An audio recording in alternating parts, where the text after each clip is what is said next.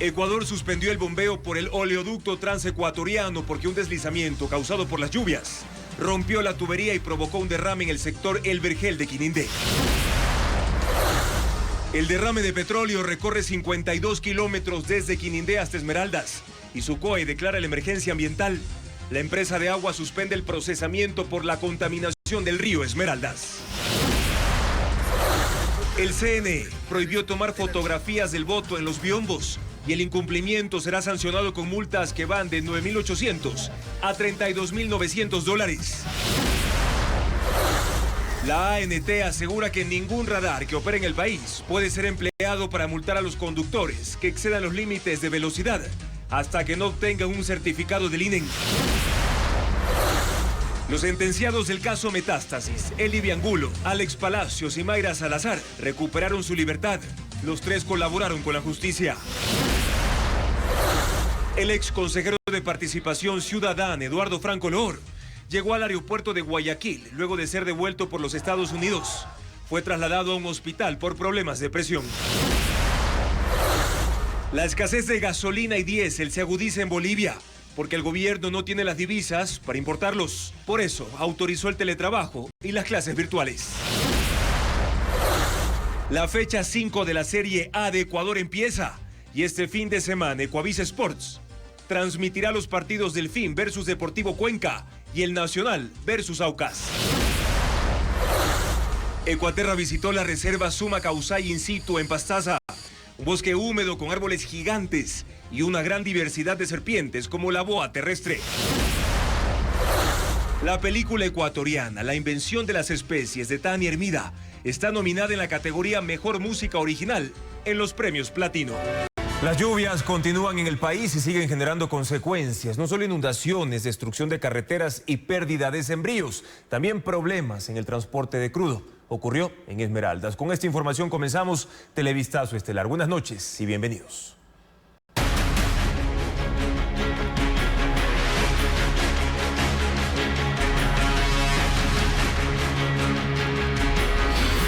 Lluvias, los estragos aumentan. Petroecuador suspendió el bombeo por el oleoducto transecuatoriano debido a que un deslizamiento provocó la rotura de la tubería y hasta el momento no se han logrado cuantificar los barriles derramados. Elena Velasco se desplazó hasta el cantón Quinindé, la zona del derrame.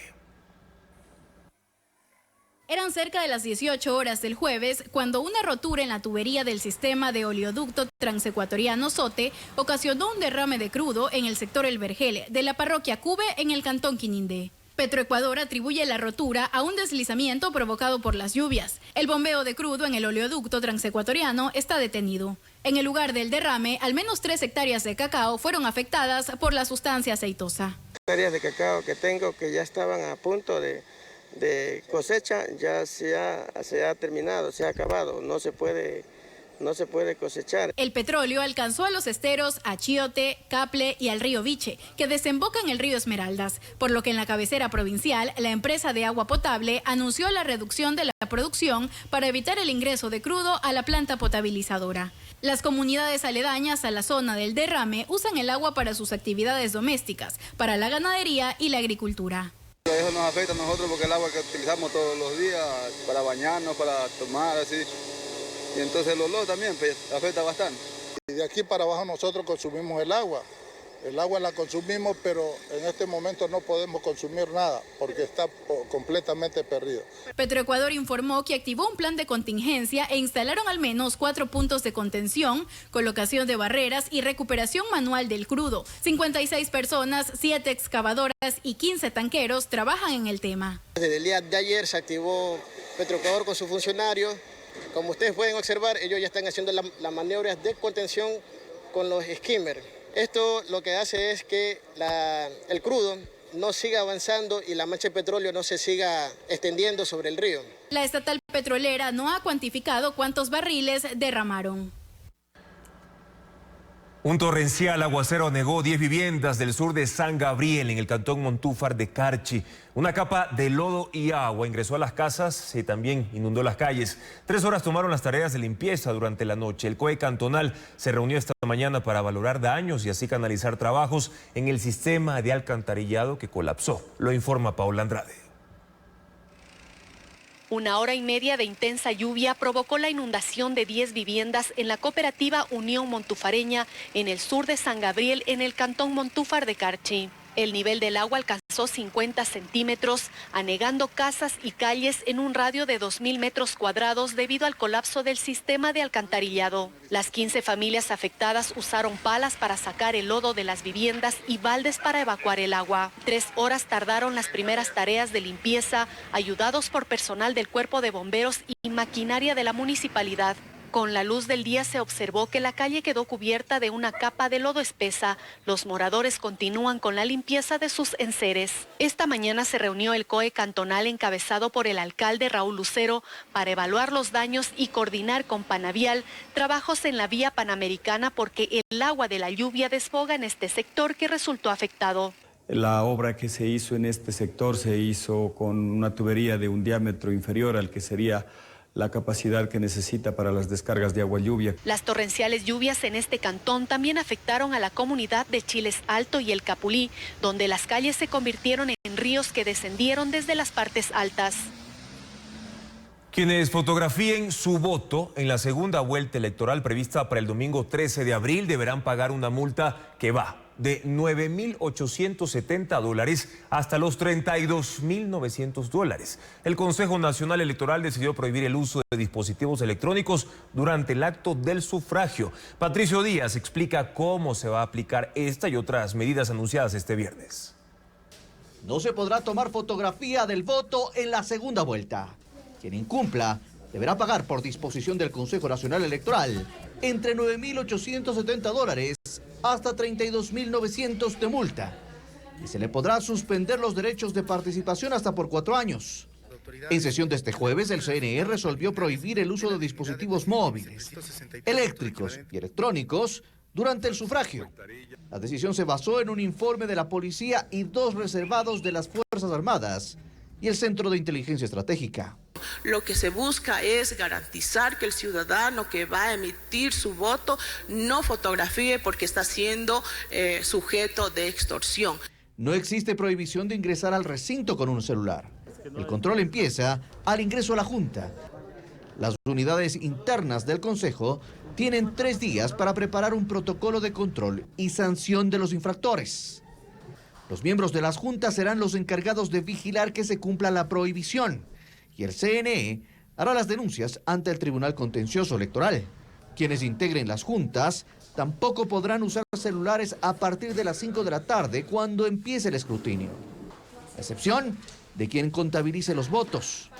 La presidenta del CNE aclaró que los delegados de las organizaciones políticas y medios de comunicación sí podrán utilizar los dispositivos en ese momento.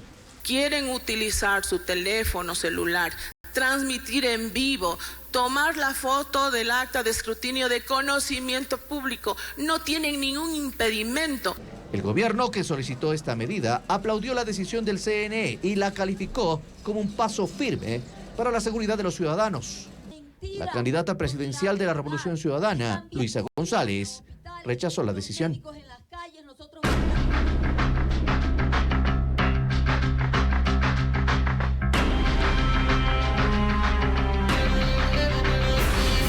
Liga Azul.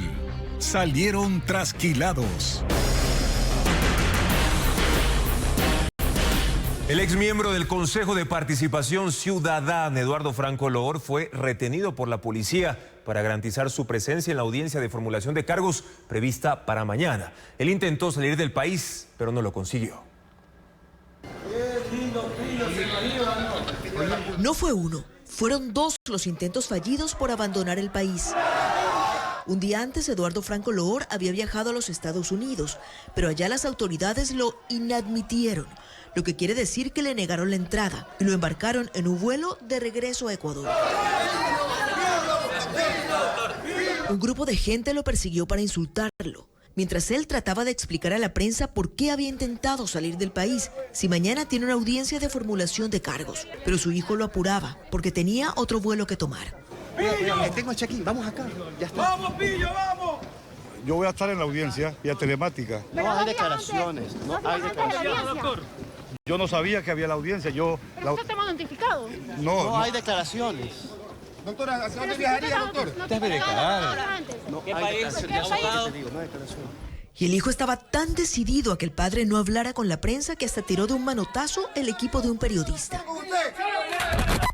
El vuelo que Eduardo Franco iba a tomar era hacia Colombia, pero al final no pudo, porque la policía se lo impidió. Llegó la orden de la Fiscalía General de la Nación, donde había la orden que impedía su movilización y tenía que ser trasladado a la ciudad de Quito para presentarse ante la Fiscalía para formulación de cargos. Así que el aeropuerto se llenó de policías, pero finalmente Eduardo Franco no fue trasladado a Quito por problemas en la presión arterial. Bueno, me llama un poco la atención porque su intención era viajar a la ciudad de Bogotá. Entiendo hasta hace momentos que pensé que el fiscal se está trasladando de la ciudad de Quito hasta Guayaquil, donde van a ir a la Fiscalía General, aquí donde la presión no es un problema, y bueno, harán la respectiva formulación de cargos. Es lo que hasta ahora conozco. El exconsejero fue sacado del aeropuerto en ambulancia, rumbo a una casa de salud de la ciudad. No está detenido. El ministro aseguró que se trata solo de una medida para asegurar su presencia en la audiencia de formulación de cargos, que sigue prevista para mañana sábado. Y el caso Ligados, que hace alusión a los vocales correístas del Consejo de Participación Ciudadana, inició en enero pasado cuando decidieron posicionar a Raúl González como superintendente de bancos pese a una sentencia de la Corte Constitucional. A continuación, Fabiola Santana explica detalles de lo ocurrido en ese momento. El caso bautizado Ligados por la Fiscalía se originó hace 51 días, cuando los consejeros de la Liga Azul y Nicole Bonifaz conformaron una nueva mayoría en el Consejo de Participación y designaron a Raúl González como superintendente de bancos. González había sido seleccionado en julio de 2022 de una terna enviada por el entonces presidente Guillermo Lasso. No logró asumir funciones, pues la jueza de San Borondón, Larisa Ibarra, declaró nulo el concurso y González acudió ante la Corte Constitucional. El Consejo de Participación inició por su lado otro concurso y designó el 4 de diciembre a Roberto Romero para el mismo cargo. 2 semanas después, la Corte Constitucional acogió la acción extraordinaria de protección de González y anuló la decisión de la jueza de San Borondón, pero no ordenó su posesión. No obstante, el 22 de enero, la nueva mayoría del Consejo de Participación lo ratificó como superintendente de bancos y difirió la posesión de Romero para 2027. Para aprobar esa decisión, la Liga Azul conformó una nueva mayoría con miembros del correísmo, con Augusto Verduga, Yadira Saltos, el recién posesionado Eduardo Franco Loor y el apoyo de Nicole Bonifaz. Ellos fueron denunciados por Roberto Romero y 2 días después la Fiscalía y la Policía allanaron el Consejo de Participación. En medio de forcejeos incautaron 2 celulares de Augusto Verduga. ¿Qué pasa? ¿Qué pasa? La investigación inició por usurpación de funciones e incumplimiento de orden de autoridad competente, pero el miércoles la Fiscalía dijo que les formulará cargos por asociación ilícita. Ese día, los asambleístas de ADN denunciaron por el mismo caso a los correístas Andrés Arauz y Virgilio Hernández. Este último informó que se les notificó sobre la unificación de los casos. La investigación previa terminará este sábado, día en que se tiene previsto el procesamiento penal de los exconsejeros de la Liga Azul y de Nicole Bonifaz, que está en funciones. Y en 2023, Rafael Correa presentó a 7 personajes cercanos a su movimiento, denominándolos la Liga Azul, como candidatos a consejeros de participación ciudadana. Lo que empezó como una estrategia política terminó finalmente con destituciones, multas y la desintegración de ese grupo. Un recuento de lo sucedido con Joel Vanegas. La Liga Azul es un invento de Rafael Correa. Él impulsó la figura de 7 héroes y los presentó para que sean elegidos como consejeros de participación ciudadana en las elecciones seccionales de 2023. Se vistió de azul con ellos, se grabaron juntos y los promocionó en redes sociales. Su objetivo era asegurarse el manejo de las principales autoridades de control del Estado, como la Contraloría, la Judicatura y la Fiscalía. No lo olvides, para recuperar la patria, tu patria, y con ella el orden institucional y la democracia misma, tenemos que elegir un buen consejo de participación ciudadana y control social. Esos son los candidatos por quienes yo votaré. De los 7, solo 3 fueron elegidos: Yadira Saltos, Alember Vera y Augusto Verduga. Ninguno de ellos ocultó su cercanía con la Revolución Ciudadana. Saltos fue funcionaria del gobierno de Correa, Vera fue su abogado y Verduga llegó a ser una estrella ascendente del movimiento. Vera llegó a la presidencia del Consejo de Participación, pero fue destituido por la Corte Constitucional por desacatar uno de sus dictámenes. Su salida permitió el ingreso de Eduardo Franco Lord y Biel Capárraga, también integrantes de la Liga Azul, que ingresaron como consejeros suplentes. Verduga, Saltos, Lord y Párraga fueron destituidos por el Tribunal Contencioso Electoral por haber sido apoyados y promocionados por la Revolución Ciudadana, en clara oposición con las reglas electorales. El 31 de enero pasado, el tribunal ratificó la destitución y pérdida de derechos políticos por 4 años para los 4. El correísmo pensó capturar el ente que designa a autoridades de organismos de control, pero le salió al revés. 2 años después de su lanzamiento, los elegidos de la Liga Azul se enfrentan a la justicia. La escasez de combustible se agudiza en Bolivia. Hay largas filas para cargar gasolina en las estaciones de servicio y el gobierno autorizó la modalidad de teletrabajo y las clases virtuales para que la población reduzca su necesidad de movilizarse. El problema surgió porque el país no tiene divisas para importar gasolina ni diésel. La ampliación de esta noticia con Belis González. Las filas parecen interminables en las estaciones de servicio bolivianas. Los ciudadanos pasan más de 8 horas esperando para cargar combustible, pero en muchos casos eso no garantiza que lo logren porque se termina antes. Otras simplemente permanecen cerradas. 2-3 kilómetros desde allá. Una semana más, mira, de fila estamos aquí. No hay combustible, no hay diésel, no hay gasolina. Es el panorama en Bolivia donde la escasez de combustible se agudiza. El gobierno autorizó la modalidad de teletrabajo y las clases virtuales para reducir la necesidad de movilización de la población, porque la situación está lejos de solucionarse. El problema que hoy enfrenta el país es muy simple. Es la falta de liquidez de dólares transitoria que estamos enfrentando, dijo el presidente Luis Arce. Y es que Bolivia no cuenta con las divisas suficientes para importar gasolina y diésel. Según Arce, se debe a un boicot legislativo de la oposición y parlamentarios leales al expresidente Evo Morales, que han bloqueado la aprobación de créditos externos para solucionar el problema. Campesinos y sindicatos han iniciado manifestaciones y bloqueo de vías para presionar. Los radares instalados en el país están inhabilitados y no pueden generar multas por exceso de velocidad hasta que los municipios presenten certificados de calibración. Las sanciones emitidas por estos dispositivos desde el 21 de febrero ya no son válidas y podrán ser incluso impugnadas, como le explica Diana Bermeo. Ninguno de los radares que funcionan en el país pueden multar a los conductores que manejen a exceso de velocidad hasta que obtengan una certificación del Instituto Ecuatoriano de Normalización, INEN.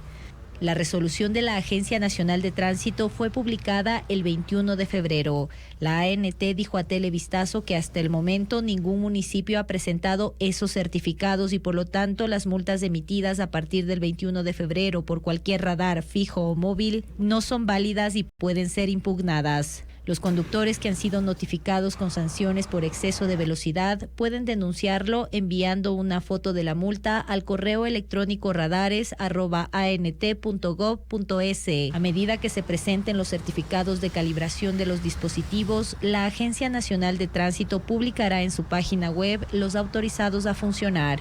Los certificados de calibración pueden ser emitidos por el Servicio Ecuatoriano de Normalización INEN o por laboratorios autorizados por el Servicio de Acreditación Ecuatoriano. Antes se permitía que las mismas empresas que los vendían entreguen esas licencias que servían para obtener la homologación y autorización de la ANT. Una vez que esté operativo el dispositivo, se deberá realizar al menos una calibración al año para que las multas que genere sean válidas. La luna de sangre pudo verse en toda América. La madrugada de hoy en Quito, centenares de espectadores disfrutaron de este fenómeno natural en el Observatorio Astronómico. Pero ¿cómo vivieron ese momento quienes asistieron a ese lugar? Lo cuenta Francisco Garcés. La luna se tiñó de un rojo intenso la madrugada de este viernes debido al eclipse total que se vio en toda América. El cielo de Quito se despejó y permitió permitió que unas 300 personas disfrutaran del fenómeno natural desde el observatorio astronómico. El eclipse se produce debido a que la Tierra se encuentra entre el Sol y la Luna e impide que la luz solar la ilumine normalmente. La particularidad de la denominada luna de sangre es que esta no se oscurece totalmente. Una parte de la luz solar atraviesa la atmósfera terrestre y llega hasta ella, provocando que se ilumine de un intenso color rojo. En el Ecuador, el eclipse empezó minutos antes de las 11 de la noche del jueves. Se completó a la 1:30 de la mañana del viernes y finalizó 1 hora después. Desafiando el intenso frío de la madrugada quiteña y de las previsiones de lluvia y de un cielo cubierto, unos 300 espectadores llegaron al observatorio astronómico. Ahí se colocaron 4 telescopios para que cada uno pudiera observar de cerca el eclipse, que fue visible gracias a que el cielo se despejó. La luna de sangre pudo verse a simple vista, pero en toda América los planetarios y observatorios abrieron sus puertas para que los aficionados a la astronomía disfruten del eclipse con instrumentos especializados. Podía ver todo Full HD y la explicación del guía muy buena. Súper lindo. Y muy impresionante verlo usando como el equipamiento adecuado. Los eclipses lunares son relativamente comunes, pero uno como el de este viernes solo se repetirá en el 2048. Los creadores de contenido apuntan a nichos de mercados para obtener más reproducciones y así ingresos. Desde contenido para adultos hasta transmisiones de videojuegos en vivo son parte de sus actividades. Pero ¿cómo funciona este mecanismo de financiamiento? Lo explica Diego Puente. Italia está en alerta roja por lluvias. Los aguaceros de las últimas horas han provocado el aumento del nivel de los ríos en las regiones de Toscana y Emilia-Romagna. Ya se reportan las primeras inundaciones y en las ciudades de Florencia y Pisa los equipos de emergencia se preparan para el desbordamiento del río Arno. El pronóstico es claro en el centro y norte de Italia. Las lluvias se intensificarán en las próximas horas, poniendo en riesgo a millones de personas. El río Arno, el principal afluente que atraviesa las ciudades de Florencia y Pisa, en la región de Toscana, está en su nivel más alto en 30 años. Militares, bomberos y miembros de protección civil se apresuran a colocar barreras protectoras en la orilla. Las clases están suspendidas y los cines, museos y teatros cerraron.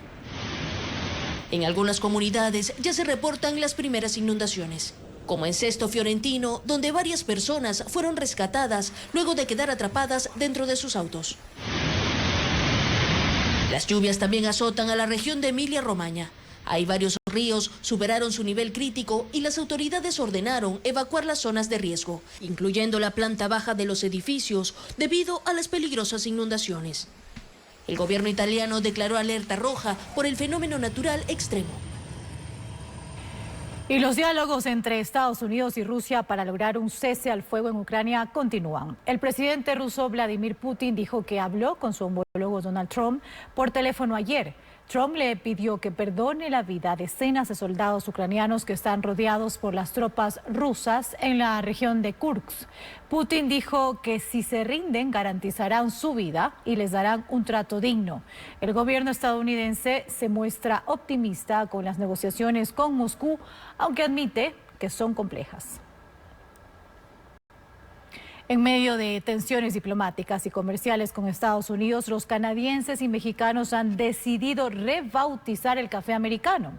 Ahora le llamarán café canadiano y café de olla. Se trata de una forma simbólica de protestar contra el nuevo nacionalismo estadounidense que impulsa el presidente Donald Trump. La rebelión cafetera empezó.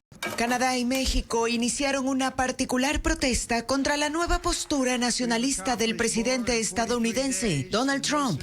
Hace un mes, la compañía Kicking Horse Coffee, radicada en la Columbia Británica, impulsó un movimiento para cambiar el nombre del café americano a café canadiano en todas las cafeterías del país. La idea se regó como pólvora y muchas personas ahora se acercan a los locales para ordenar un café canadiano. Para el país vecino de Estados Unidos es un asunto personal, no solo porque Trump incrementó los aranceles a sus productos, sino además por sus constantes referencias al país como el estado número 51 de Estados Unidos, provocando una ola de rechazo entre la población. Pero la iniciativa cruzó fronteras y llegó hasta México, donde ahora se pide un café de olla. Esta ya era una bebida tradicional en el país. Se trata de grano molido con canela, anís y clavos de olor, endulzado con panela. Se le llama así porque se hace en una olla de barro, que le da un sabor característico. Esta protesta también ocurre en respuesta a la orden de Trump de rebautizar el Golfo de México como Golfo de América. Millones de personas celebran el Holi, una multitudinaria fiesta hindú de los colores. Al son de la música y con comida tradicional, las personas festejan lanzándose unos a otros polvos de colores para marcar así el inicio de la primavera. Millones de personas celebran en las calles hoy el festival Holi, una fiesta hindú que conmemora la llegada de la primavera y en la cual las personas se arrojan agua y polvos de colores mientras se mueven al ritmo de la música. Una de estas fiestas se lleva a cabo en la ciudad de Ahmedabad, en el oeste de la India. Aquí la gente se viste de blanco y desde enormes tuberías lanzan contra ellos aguas de colores, simbolizando la victoria del bien sobre el mal. Cada año esta festividad inicia en la luna llena del mes hindú del Falguna, que casi siempre cae entre febrero y marzo, y este año lo hizo el 14 del tercer mes. El festival se celebra en la India, en Nepal y en algunas comunidades de origen indio en Estados Unidos y en Europa. El Holi tiene su origen en la mitología hindú y festeja el amor entre el dios Krishna y su consorte Radha, por lo que además representa un momento de renacimiento y rejuvenecimiento. ¿Cuáles son las propuestas de entretenimiento para este fin de semana? Hay varias. Una obra de teatro sobre las relaciones tóxicas y un concierto de ópera en Casa Italia. Actividades que se desarrollarán en Quito y también en Guayaquil. Estefanía Arias a continuación con la agenda cultural. Sí, Valerio, pero es que yo quiero desahogarme. Estoy harta de Renato. El matrimonio cada vez es más difícil. Doménica, atrapada en una relación tormentosa, busca apoyo en su mejor amigo, pero Valerio tiene su estilo para ayudar. Porque su relación era tóxica, ¿no? Tóxicos, una obra que es parte de la cartelera de Pop-Up Teatro Café en Guayaquil, interpretada por Emma Guerrero y Joshua González. Las funciones serán los miércoles a sábado durante todo marzo a las 8:30, 9:30 y 10:30 de la noche. Un texto que analiza cómo las redes de información han hecho y deshecho el mundo. Nexus, del escritor israelí Yuval Noah Harari, quien toma una variedad de ejemplos históricos, desde la Edad de Piedra hasta la creación de la inteligencia artificial, para indagar las relaciones que existen entre la burocracia y la mitología, así como la sabiduría y el poder. La artista, Harriet Bourdain, cansada de que sus obras no sean valoradas, desata un escándalo cuando recluta a 3 jóvenes para que presenten sus creaciones como propias. El mundo deslumbrante de la escritora estadounidense Siri Husband trata de la lucha de una mujer por reivindicar su sitio en el mundo del arte, algo que desemboca en una extraña muerte.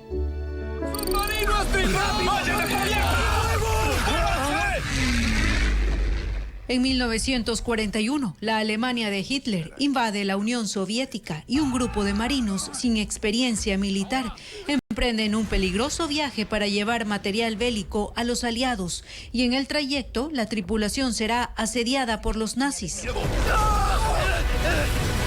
Desastre en el Ártico, una película noruega de drama sobre la Segunda Guerra Mundial que está en las carteleras del país. El gobierno entregó hoy 124 patrulleros a la Policía Nacional para reforzar los operativos de seguridad en los ejes viales del país. El ministro del Interior anunció además que ya se encuentran en proceso de compra de más vehículos y armamento para dotar a la fuerza pública.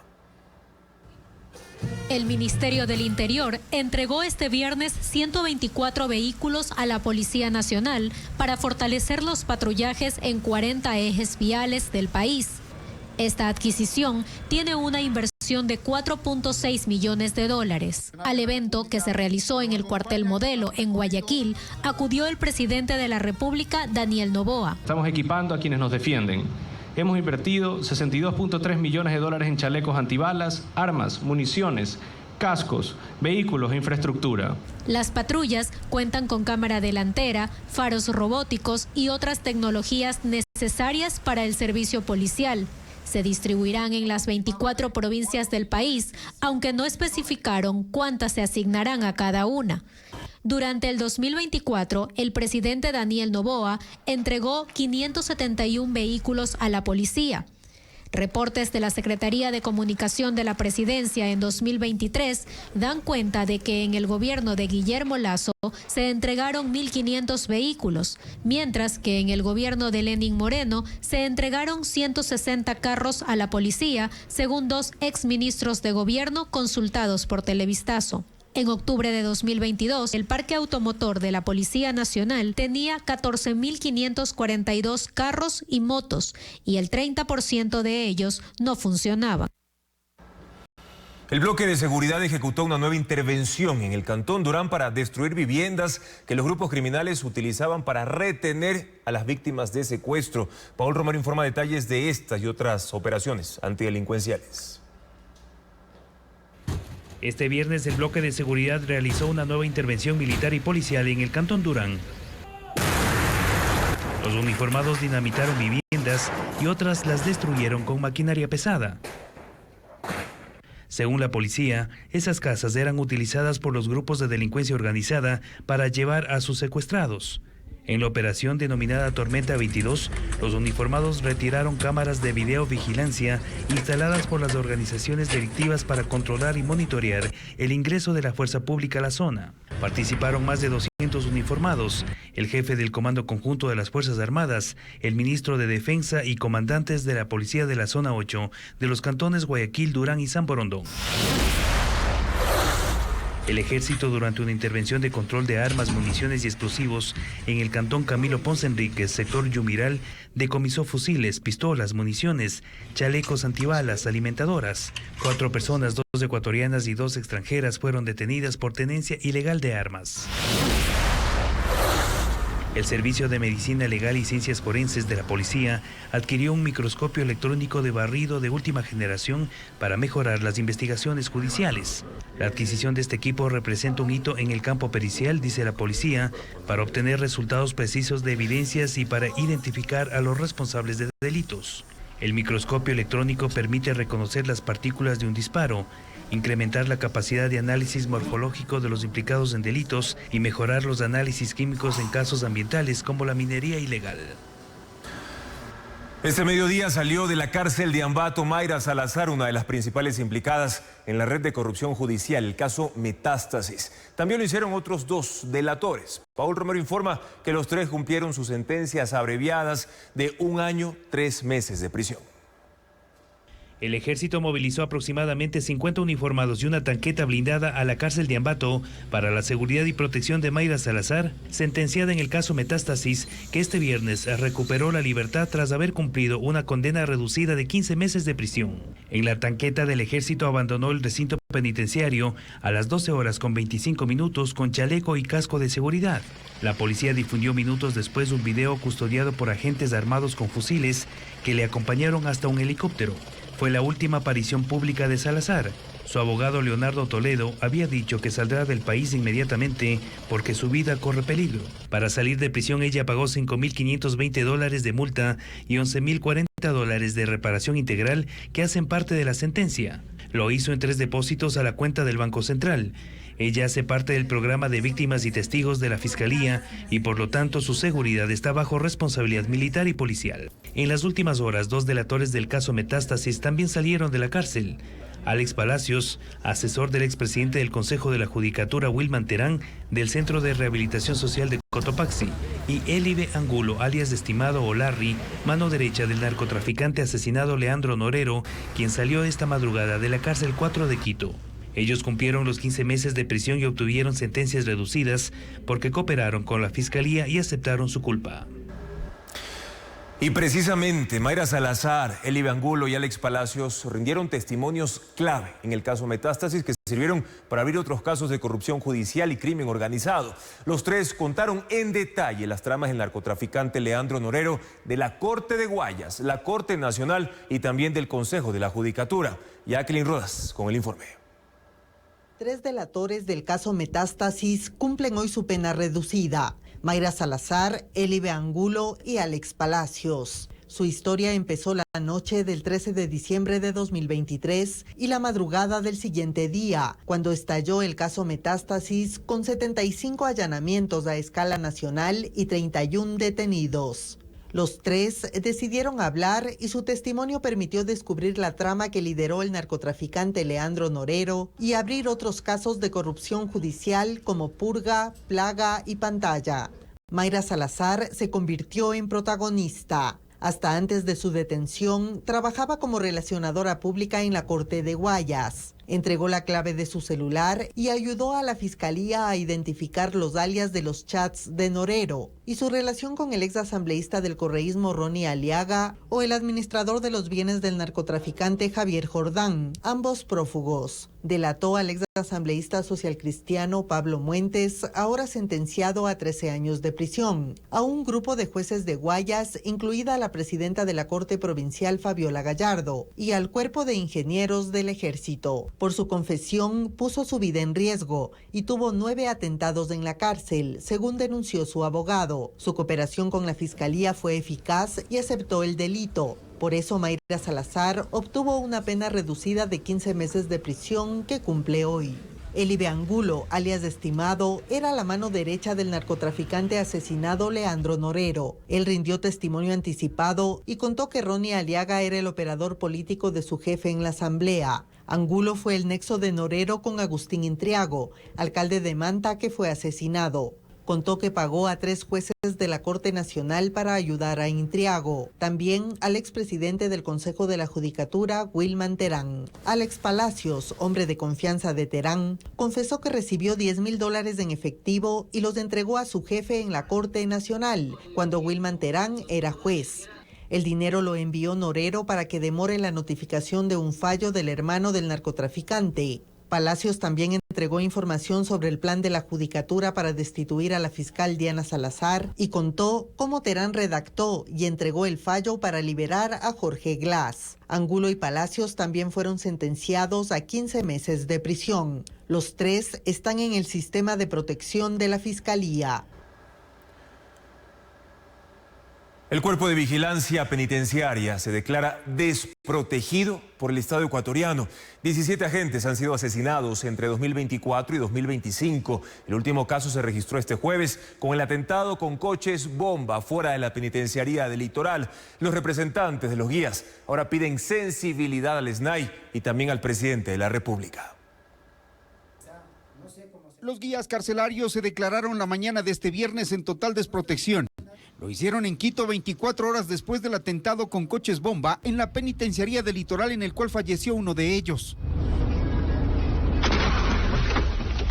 Según su testimonio, suman 15 guías asesinados en 2024 y 2 en lo que va del 2025.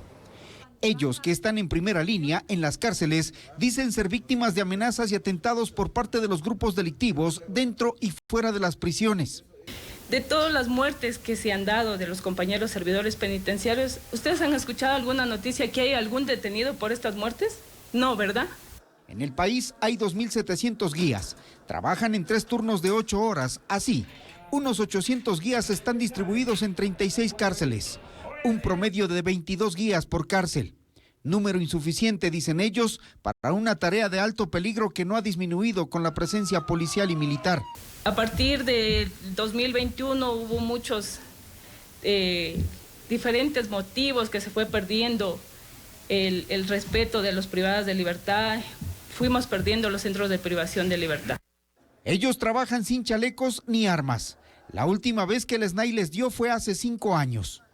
Los guías piden que el gobierno cumpla con el ofrecimiento de depuración de personal y un trato igualitario, que les dé los implementos y el rancho diario que el SNAI eliminó. Las prendas de vestir, por sentido común, al poco tiempo de constante uso, pues se deteriora. y se daña y se echa a perder, entonces hay que reemplazarlo. Entonces para reemplazarlo nosotros tenemos que hacerlos con nuestros propios recursos.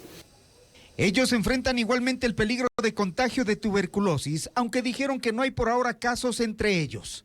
Antes de su rueda de prensa, los guías recibieron una nueva promesa del SNAI: darles en los próximos días uniformes, chalecos, toletes y gas pimienta. Los disturbios provocados en la penitenciaría del Litoral afectan a los habitantes de los sectores cercanos, como por ejemplo San Francisco II y Unión de Propietarios. Los moradores afirman vivir con miedo cuando se producen balaceras, explosiones o también fuga de presos. Veamos. Lo único que separa a la cooperativa San Francisco de la penitenciaría del Litoral es la vía a Daule. Sus 2.300 moradores conviven con la violencia. Las personas caminan, los carros y las tricimotos circulan. La vida parece normal.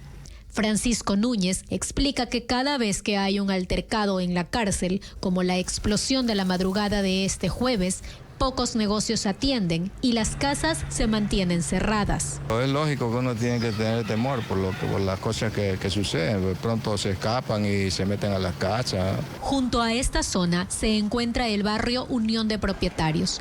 Aquí viven más de 250 familias. Aún se observa a los dueños de al menos 9 locales comerciales reparar los daños que provocó la fuerte detonación, donde los explosivos volaron en un radio de 100 metros. Otros no están atendiendo. Wilson Jiménez vive hace 25 años en este barrio. En su restaurante, la explosión dañó las ventanas, techo y puertas. Señala que tal es la zozobra y tan peligrosa se ha vuelto la zona que está dispuesto a vender la casa donde funciona su negocio para encontrar tranquilidad en otro sitio. Es una cosa horrorosa, es bonito por los negocios, porque hay que buscar uno para poder comer, pero en realidad no se puede. En esta picantería del mismo barrio cayeron algunas partes del vehículo incinerado, lo que provocó pérdidas por el daño de las puertas y mercadería.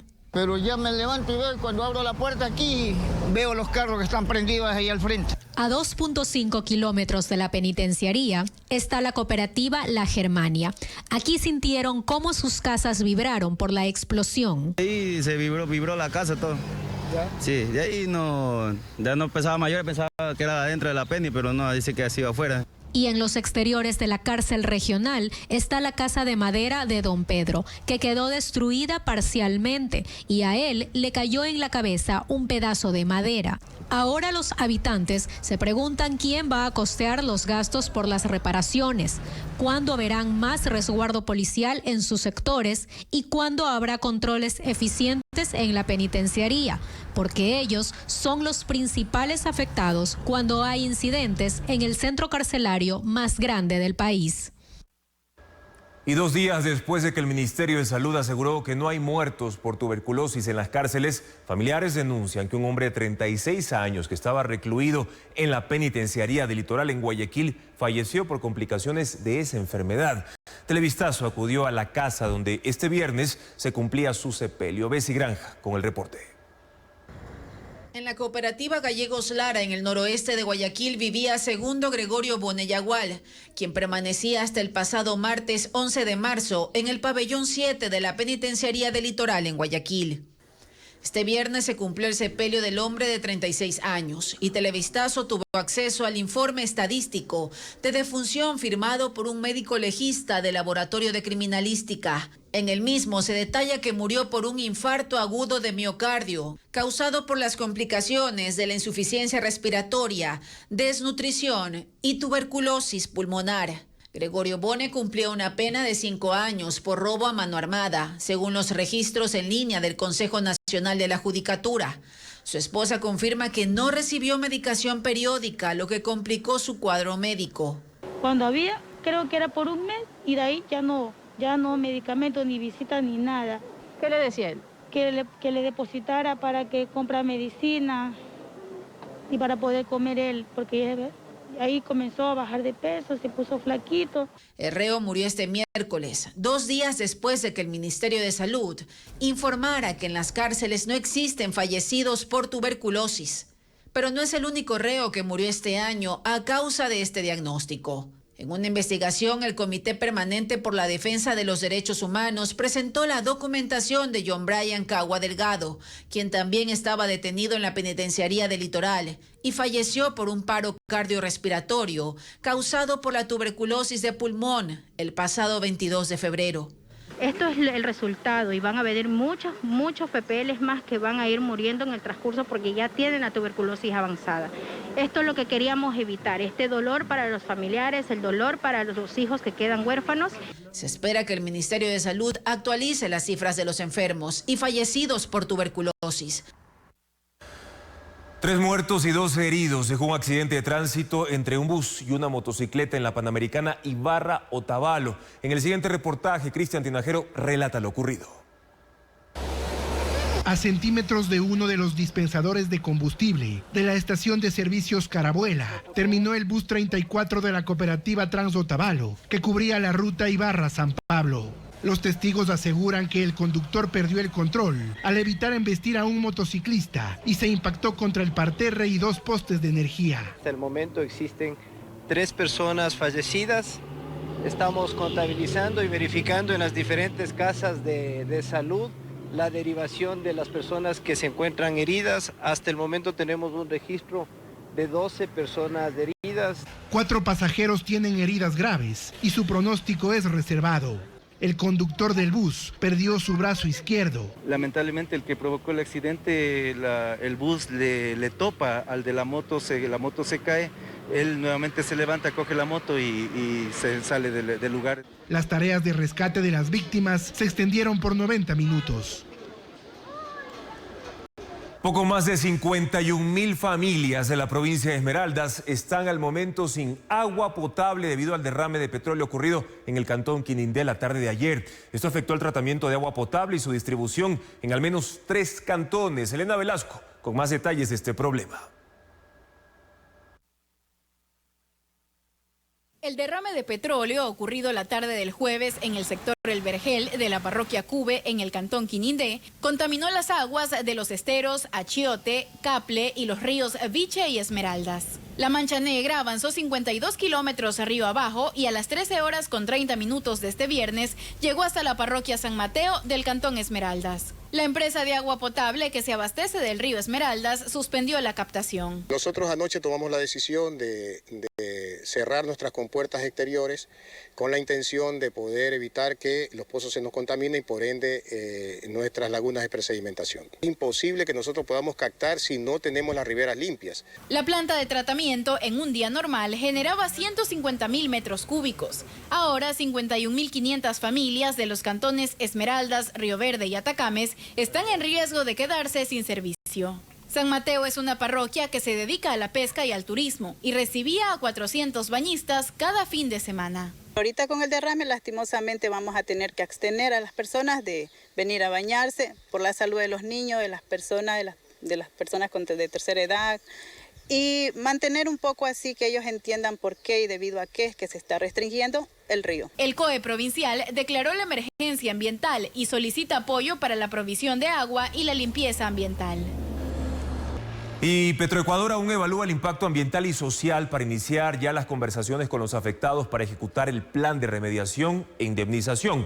Los habitantes de las comunidades afectadas amenazan con levantarse contra la estatal petrolera por incumplimiento de indemnizaciones por derrames anteriores. Hernán Higuera tiene un recuento de estos hechos.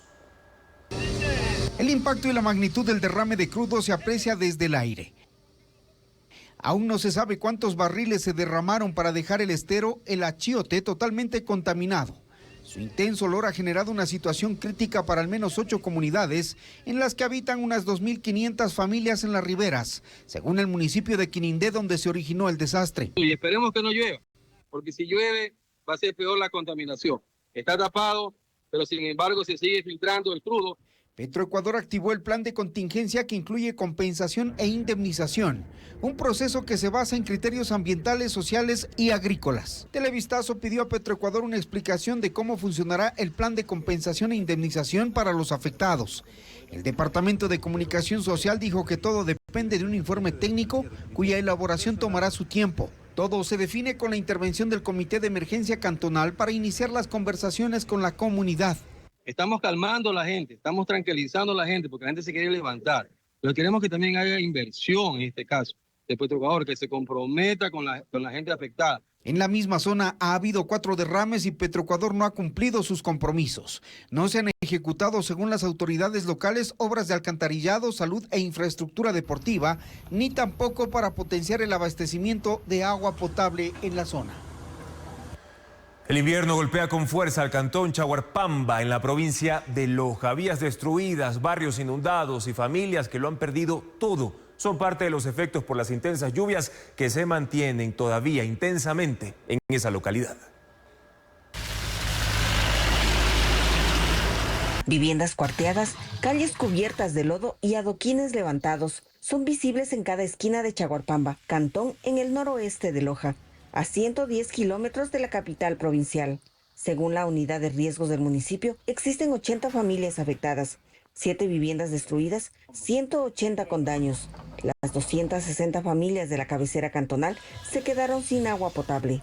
En el centro de Chaguarpamba, Mariana junto a una amiga vivieron momentos de desesperación. Dice, a la fuerza me cogen de la ropa así, me sacan por encima del techo. Ellos sacaron por el techo, a la señora la sacaron por el techo también.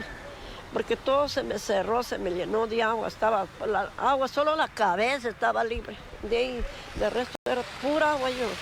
La emergencia obligó a evacuar a 15 familias que ahora están en un albergue temporal. Otros, como Doña María, buscan refugio en casas de amigos. Increíble, porque nosotros esperábamos simplemente que se entre las aguas lluvias, que la vía era full agua, que se entre, pero nunca pensamos que se iba a bajar esa montaña e ingresar a mi hogar, el cual nos fue un momento de terror porque tengo 3 hijas. Tras los deslizamientos, 4 de las 5 parroquias del cantón quedaron incomunicadas. Personal municipal, vecinos y voluntarios trabajan con palas y escobas. Bomberos de cantones cercanos y El Oro sumaron esfuerzos para despejar los escombros. 15 personas preparan 600 platos de comida diarios para quienes colaboran en la emergencia. El cierre de la principal vía por socavones y deslizamientos en 4 puntos dificulta el ingreso de provisiones. Y atención, porque durante este fin de semana el mar estará agitado y habrá aguaje en la costa ecuatoriana. Es la alerta emitida por el Instituto Oceanográfico de la Armada. Las olas medirán hasta 1,70 m, por ejemplo, en Galápagos. Adriana Bermeo en el siguiente reportaje describe cuál es la situación en otras provincias. Este fin de semana el mar estará agitado y habrá aguaje en la costa ecuatoriana. El Instituto Oceanográfico de la Armada, INOCAR, en su último informe dijo que subirá la marea, aumentará el transporte de sedimentos y se producirán corrientes de resaca. Esto ocurre cuando el agua se aleja de la orilla y regresa con fuerza. 41 playas tienen bandera amarilla, entre ellas en Esmeraldas, Tonsupa, Atacames, Same y Muisne. En Manabí, Manta, Bahía de Caracas, Puerto López y Ayampe. En Santa Elena, Salinas y Montañita. En esas playas se debe ingresar al mar con precaución. Las olas durarán en promedio 16 segundos y alcanzarán mayor altura en Santa Elena y Galápagos, máximo 1,70 m. La alerta del INOCAR está vigente hasta el lunes 17 de marzo. Y esta tarde el Pleno del Tribunal Contencioso Electoral aprobó la entrega de formularios para la revocatoria del mandato del alcalde de Quito, Pavel Muñoz. 3 vocales votaron a favor al aceptar una apelación ante la negativa del CNE. Muñoz es acusado por el colectivo Cuida tu Voto de promover en redes sociales la candidatura de Luisa González, algo prohibido por las autoridades en ejercicio de sus funciones. Y se revelaron los nominados a los premios Platino, que este año se realizarán en Madrid, España, el 27 de abril. Los galardones celebran lo mejor del cine y televisión iberoamericana y Ecuador compite en una de las categorías. Ana María Palacios cuenta en cuál. Muchísimas gracias.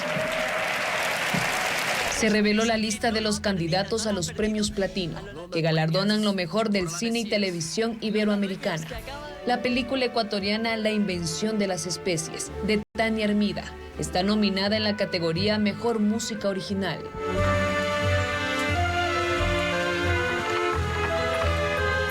¿Qué escribéis? Compite con los filmes La Habitación de al lado,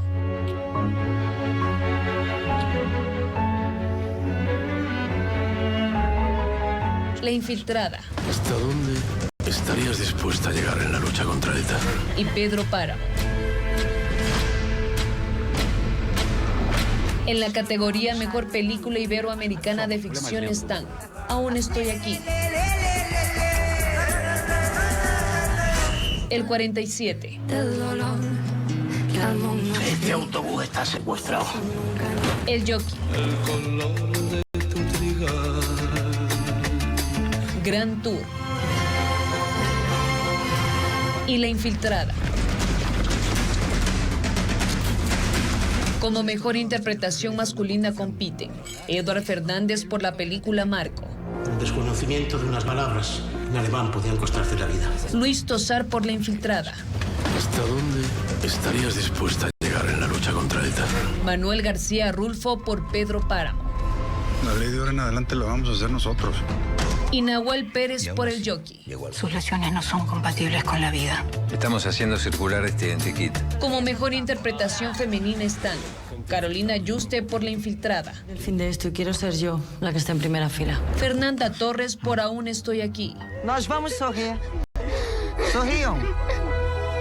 y Úrsula Corbero por El Jockey. Yo les hago ganar plata. En la categoría Mejor Director se disputan Pedro Almodóvar por La habitación de al lado, Walter Salles por Aún estoy aquí, Luis Ortega por El Jockey y Aranza Echaverría por La Infiltrada. La ceremonia de la 12ª edición de los Premios Platino será el 27 de abril en Madrid. En las estribaciones de los Andes orientales se extiende el bosque Sumacaucay in situ, un santuario natural donde el agua es la protagonista. En la selva habitan grandes mamíferos y especies únicas de serpientes y hongos venenosos. Ecuaterra visitó el área.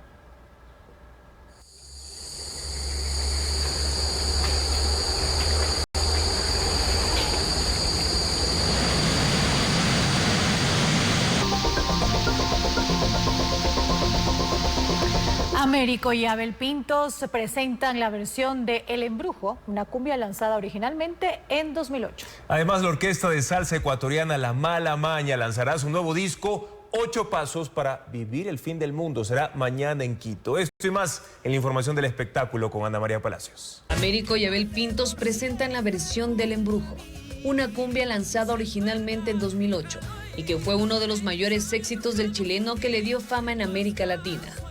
El videoclip fue filmado durante la grabación del tema en un estudio. El Embrujo pertenecerá al disco 15 años a morir, en el que contará con la participación de reconocidos artistas como Vicentico. Selena Gómez declara su amor a su prometido Benny Blanco en la canción Sunset Boulevard. A pesar de ser tímido, él logró conquistar su corazón por su gran amor y dedicación. Cuenta cómo fue su primera cita. Es el tercer sencillo del nuevo disco de la pareja, que saldrá a la venta el 21 de marzo. La directora y productora Tara Wood presentó el primer adelanto de la docuserie sobre la vida y el trabajo fílmico del director estadounidense Tim Burton. Hay entrevistas con Johnny Depp y Winona Ryder. Él es conocido desde 1988 con la cinta Beetlejuice, protagonizada por Michael Keaton. También dirigió Batman, Charlie la fábrica de chocolate y Eduardo Manos de Tijera. La producción tendrá 4 episodios. La orquesta de salsa ecuatoriana La Mala Maña lanzará su nuevo disco 8 pasos para vivir el fin del mundo, el 15 de marzo en Quito, en la Mezcalería. El álbum tiene letras que combinan diversión, ironía y reflexión.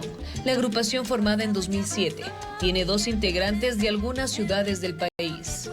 Y así llegamos a la parte final de nuestra entrega informativa, amigos. Pueden mantenerse actualizados también por medio de nuestras redes sociales. El fin de semana Televistazo vuelve con más noticias. Además, en ecuavisa.com pueden verificar las vías habilitadas y las que están afectadas tras los deslaves en varios puntos de Ecuador, incluso de la alerta de aguaje en la costa del país. Buenas noches y buen fin de semana.